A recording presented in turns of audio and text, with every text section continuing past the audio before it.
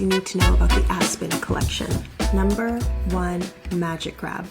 So in quite a few of the posts in this collection, we have applied a Magic Grab effect, and you'll see that that allows us to put some text behind the subject, between the subject and the background of particular posts. So I'm going to show you how to do that using this photo here. So let's open up a new page, select this photo. I'm going to right click and replace the background. And then I'm going to head right up to edit photo, and this tool here, Magic Grab, will create the magic for us. And you'll see that it separated the subject from the background, but it also did this cool thing where we tried to recreate the background as well, which gives us a lot of control over the final result of this image. So now what we're going to do is press T on our keyboard to bring up a text box and type in, "Hi, I'm Sarah," or whatever it is that you want to say. I'm going to change the text, bold it, change the color, fill it out completely because I want a nice bold effect. I think there's a little bit too much spacing here, so I'm just going to reduce the spacing, put it nice and tight. And then the magic can happen. I'm going to right click, and if I select layer, you can see here send backward, but it'll also show you the shortcut key for your keyboard. Okay, and now here is what I love about Magic Grab. Because it separated the subject from the background, but we also have the background recreated, I have complete control over where I place the subject now. So I can make her smaller, bigger, I can move her over. I have control. So depending on where I want to place her, I can maneuver it and move it around a little bit until I'm happy. And that gives me so much control over the final look of this image. Now, you'll notice that there's some color difference between this and the original photo. That's because the Aspen has a very monotoned, neutral, grayscale look to it, white and gray look. And so we applied a filter to any photo that didn't quite look the part, like this one is a little bit too warm. So we applied the Nordic filter to give it that grayscale look. And you can do the same by selecting the photo, heading to edit photo, scrolling down here to Nordic. And when you select Nordic, you'll see that it just creates that grayscale look. And you can do the same thing for the background as well. And you'll see that it changes it. This is completely up to you, depending on what your brand style is, depending on what coloring you want to achieve in the photo. You can manipulate your headshot to make it all fit in and work. Okay, so there are a few other posts where we had this effect as well. You'll see here that it's not just for people, it will always, Magic Grab will always remove the subject from the background. So it's cool for images like this as well, where if you want to draw attention to something specific, you remove the subject from the background, and then you can play around with the text where you have some in front and some behind, and it adds this really cool effect where it's more likely to stop the scroll because it's different, it's odd. Our minds can't really understand what's going on right away, so it takes a second for us to adjust, and in that second we've stopped the scroll to try to figure out what's going on. That's why these text tricks are really great for your social media feed. Number 2, text over images and through images. So in order to achieve this effect, all we did was duplicate the first headline that we wrote. So we wrote, "This one thing kills the appeal." Then I placed a photo over it. Then I right clicked and I duplicated. Here's the short code for duplicating. Then we go to effects and hollow, and we're going to take that right down to about a 15. I like 15, but you can adjust the thickness to whatever you like. And then you'll notice that when I place it over, it is flawless. And it just looks like one beautiful, interesting text effect. Number 3, the blur effect. So in order to achieve this, let's do it together. What we're going to do is we're going to bring one photo in first and set it as the background, and then bring it in again and adjust how we want it to appear, the size of our square or circle. You could do this with any shape.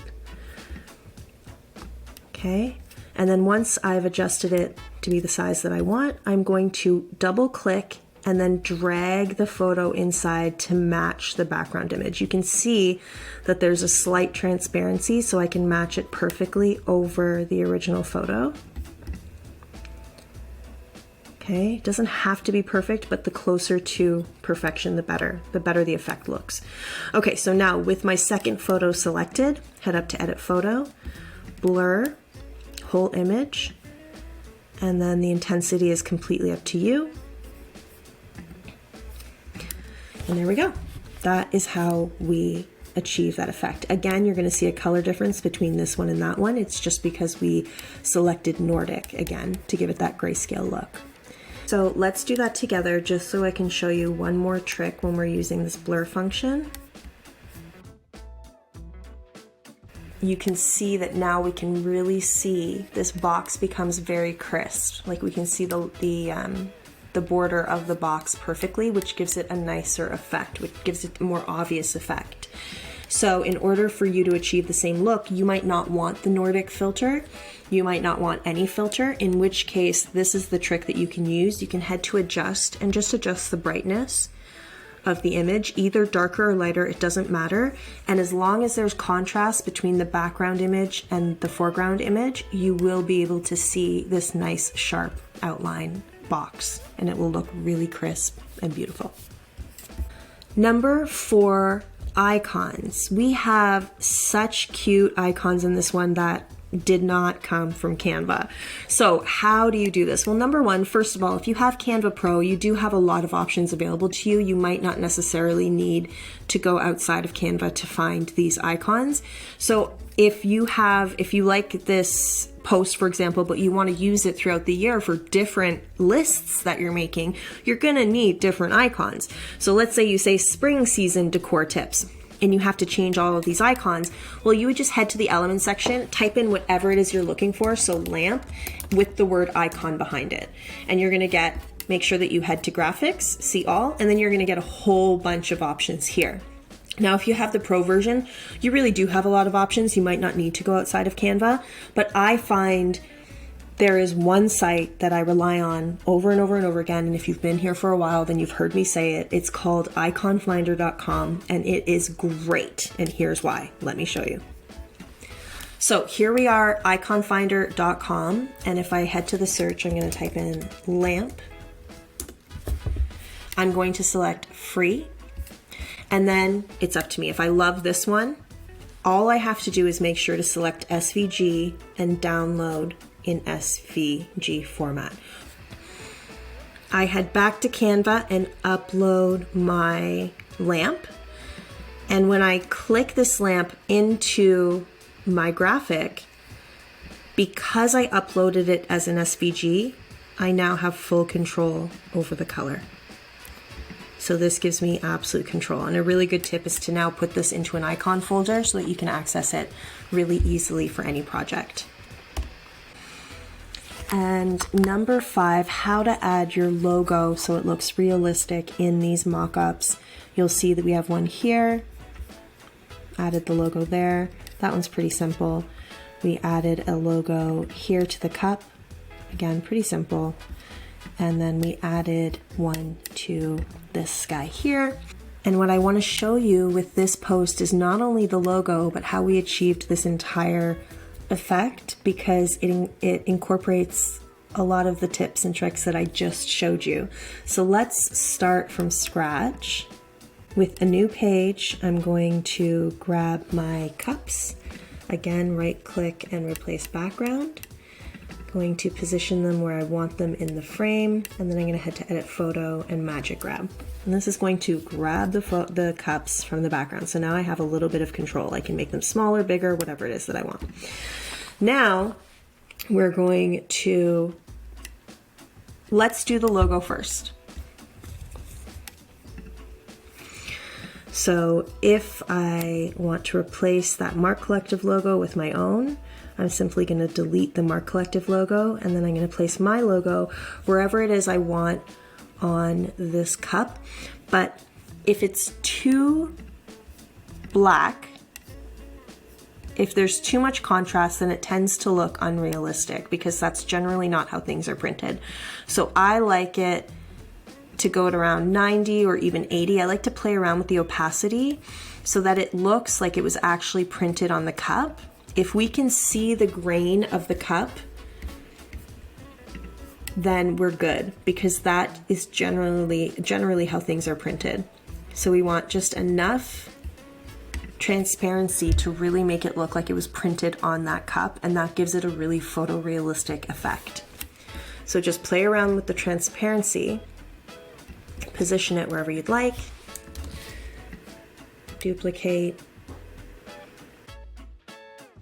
Okay, so once your logos are on the cup, now it's time to create this effect here.